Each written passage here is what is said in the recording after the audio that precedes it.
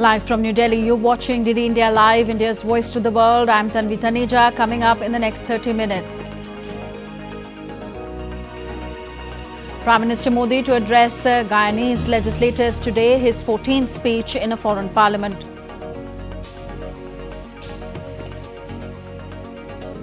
Russia fires intercontinental ballistic missile at Ukraine for the first time, claims Kyiv.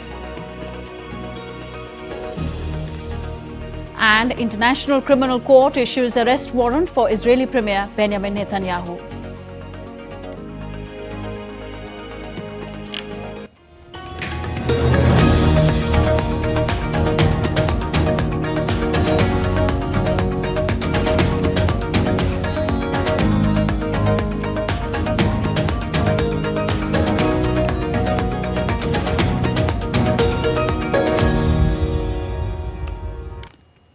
Prime Minister Narendra Modi will address a special session of the Guyanese Parliament on Thursday, marking yet another significant moment in his global diplomatic outreach. This will be the 14th occasion when Prime Minister Modi will speak on behalf of the people of India in parliaments of foreign nations. He holds the distinction of being the Indian Prime Minister with the highest number of addresses to foreign parliaments. His addresses, which transcend continents, are a testament to India's growing influence on the global stage. Prime Minister Modi has delivered speeches in legislative chambers across the world, from the Americas to Europe, Africa, Australia and Asia. In 2014, Prime Minister Modi addressed the parliaments of Australia and Fiji. In Asia, PM addressed the Parliament of Joint Session of the Bhutanese Parliament and Nepal Constituent Assembly in the same year. And in 2015, Prime Minister addressed the British Parliament, the National Assembly of Mauritius and the parliaments of Sri Lanka, Mongolia and Afghanistan. Prime Minister has addressed the joint session of the US Congress twice, in 2016, then again in 2023. In Africa, PM has addressed the Parliament of Uganda in 2018 and Parliament of Maldives in 2019. Earlier, Prime Minister Modi co-chaired the second India-CARICOM summit along with Prime Minister Dickon Mitchell of Grenada, the current chair of CARICOM. PM Modi thanked President of Guyana, Dr. Irfan Ali of Guyana, for hosting the summit. The summit saw participation from heads of government and foreign ministers of the member states. To further strengthen the India-CARICOM partnership, Prime Minister Modi put forward a 7-pillar proposal for CARICOM, where C stands for capacity building, agriculture and food security for A, R stands for renewable energy and climate change, I stands for innovation, technology and trade, C stands for cricket and culture, and O stands for ocean economy and maritime security, and M stands for medicine and healthcare. Prime Minister Modi said that cricket is a big connecting link between India and the Caribbean nations and proposed of training women cricketers of these nations. Cricket हमारे देशों के बीच एक बहुत बड़ा और महत्वपूर्ण connecting link है। इस वर्ष आपके यहाँ हुए T20 वर्ल्ड कप से भारतीय क्रिकेट फैंस का कैरेबियन की ओर आकर्षण और भी बढ़ा है। और यह मैं सिर्फ इसलिए नहीं कह रहा हूं क्योंकि भारत ने ये विश्व कप जीता था। मेरा प्रस्ताव है कि क्रिकेट संबंधों के साथ साथ महिला सशक्तिकरण को बढ़ावा देने के लिए हम कैरिकॉम के हर देश से 11 युवा महिला क्रिकेटर्स की भारत में ट्रेनिंग कर सकते हैं। Prime Minister Modi gave a new definition to the CARICOM, focusing on capacity building, agriculture, food security, renewable energy, cricket, culture and medicine. Prime Minister Modi stressed that India has put a proposal of opening a Jan Aushadhi Kendra in the Caribbean.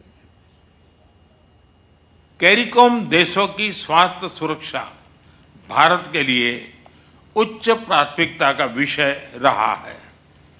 Bharat में सामान्य मानवी को quality and affordable health care प्रदान करने के लिए जन औषधि केंद्र खोले हैं। मेरा प्रस्ताव है कि हम इस मॉडल पर कैरिकॉम के सभी देशों में जन औषधि केंद्र खोल सकते हैं। भारत और सभी देशों के बीच फार्माकोपिया को मान्यता देने के लिए समझौता संपन्न किया जाए तो इस प्रयास को गति ला सकते हैं।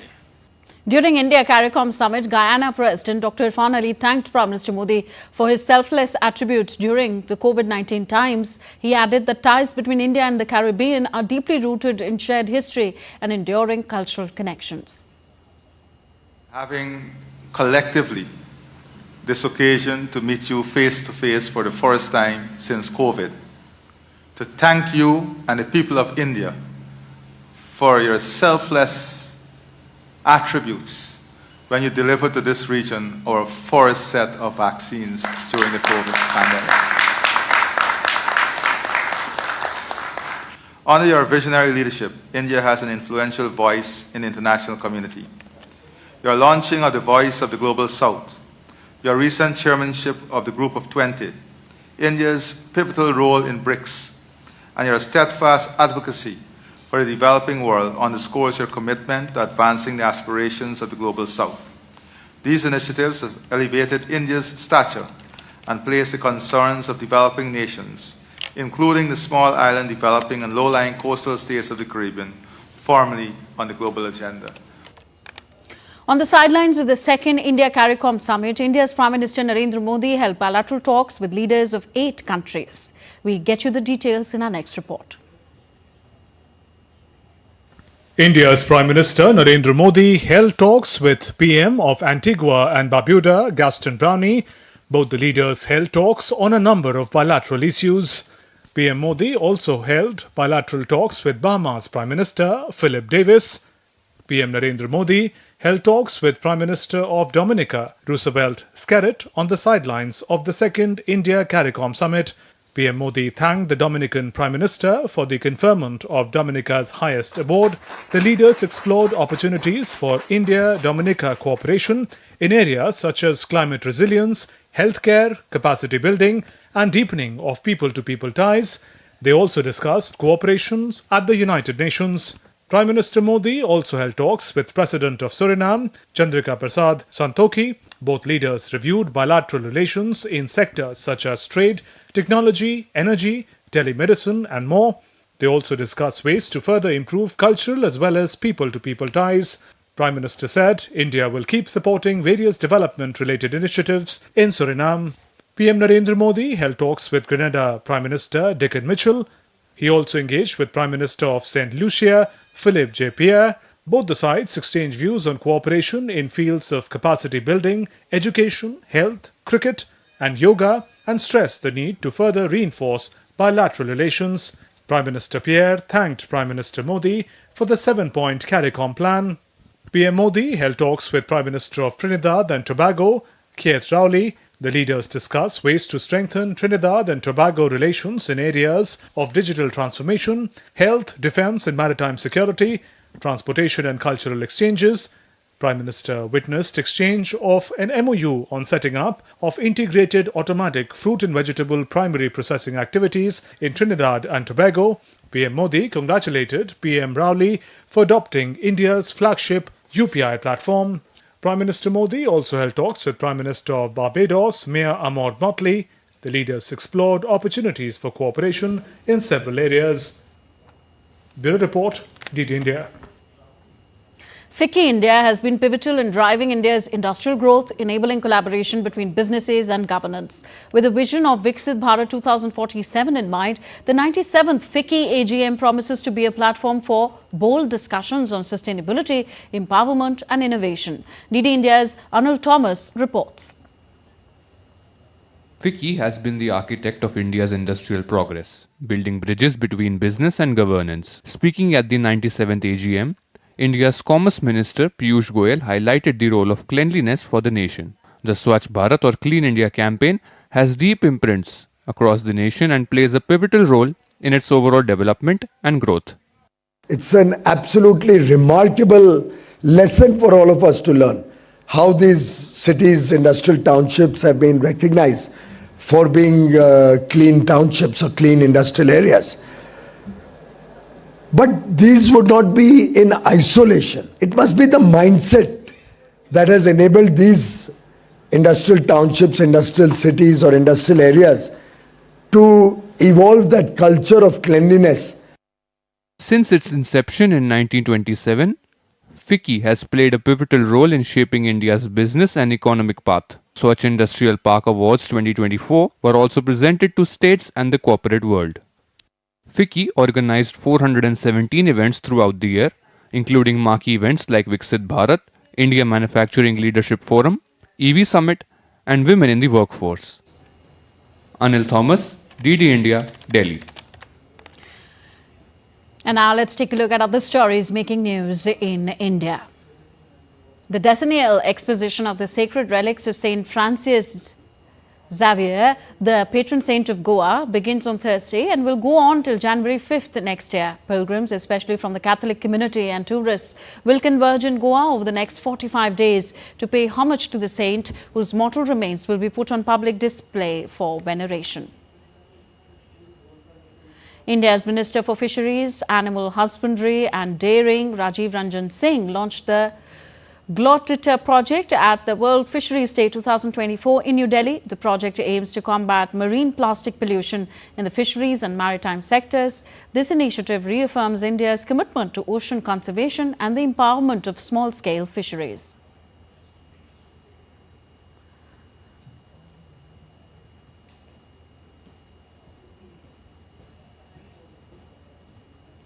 The Indian Navy successfully steered a tactical phase of Sea Vigil 24 exercise at Victoria Memorial, Kolkata, showcasing a robust security response to a simulated VVIP hostage situation.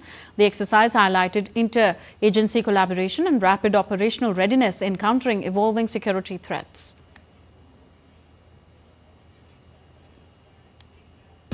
Still to come on this edition of DD India Live. India's President Draupadi Murmu releases a special commemorative stamp and coin in honor of Dr. Hari Krishna Mehtab. India strongly rejects new Canadian media report on the killing of Sikh extremist leader Hardeep Singh Nijjar. And India to take on Australia in the opening test in Perth on November 22nd. Jasprit Bumrah to lead in Rohit Sharma's absence.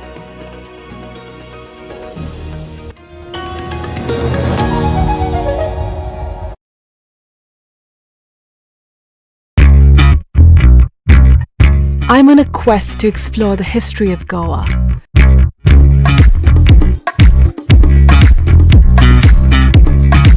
A land steeped in diverse and intersecting cultures and traditions.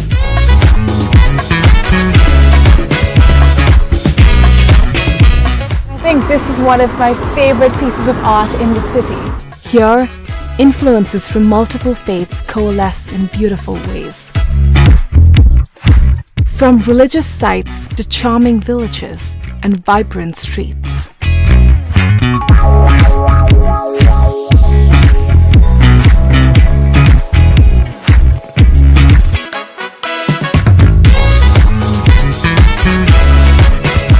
Watch Postcards from Goa on National Geographic.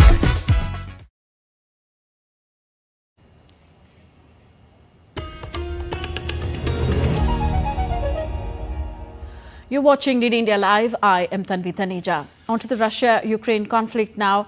Ukraine on Thursday claimed that Russia launched an intercontinental ballistic missile targeting its enterprises and critical infrastructure in the central eastern city of Dnipro. The missiles damaged industrial enterprise and set off fires in Dnipro and also injured 2 people. Ukrainian President Volodymyr Zelensky said that an investigation is being conducted to identify the type of missile. It was an RS-26 Rubze, a solid-fueled intercontinental ballistic missile with a range of 5,800 kilometers. Russia also fired a Kinjal hypersonic missile and 7 Kh-101 cruise missiles, 6 of which were shot down by Ukraine. The launch comes as a response to Ukraine firing US and British missiles into Russia this week. Today, there was a new Russian missile. All the characteristics, speed, altitude are of an intercontinental ballistic missile.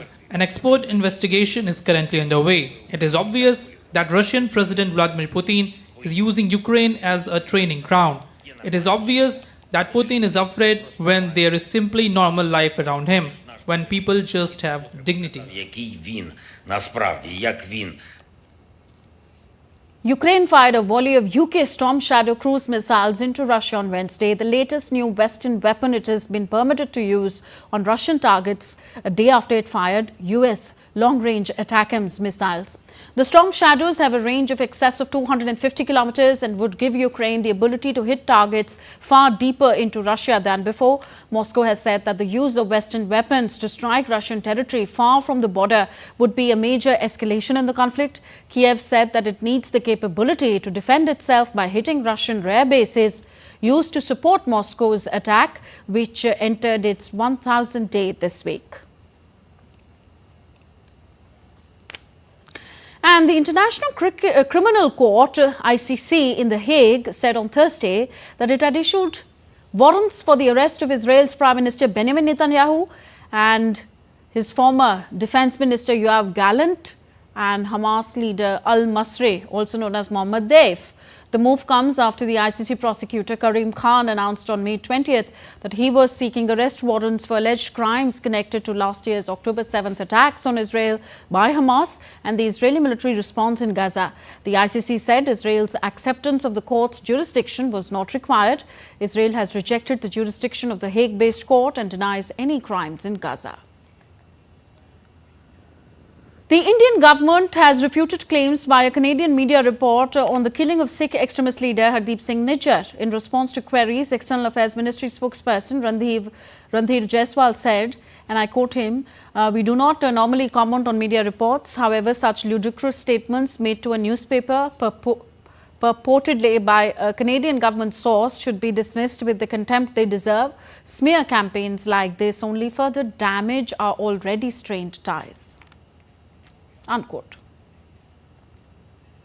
India's President Draupadi Murmu addressed the inaugural ceremony of the 125th birth anniversary celebration of Dr. Hari Krishna Mehtab. This was held in the national capital, New Delhi, on Thursday.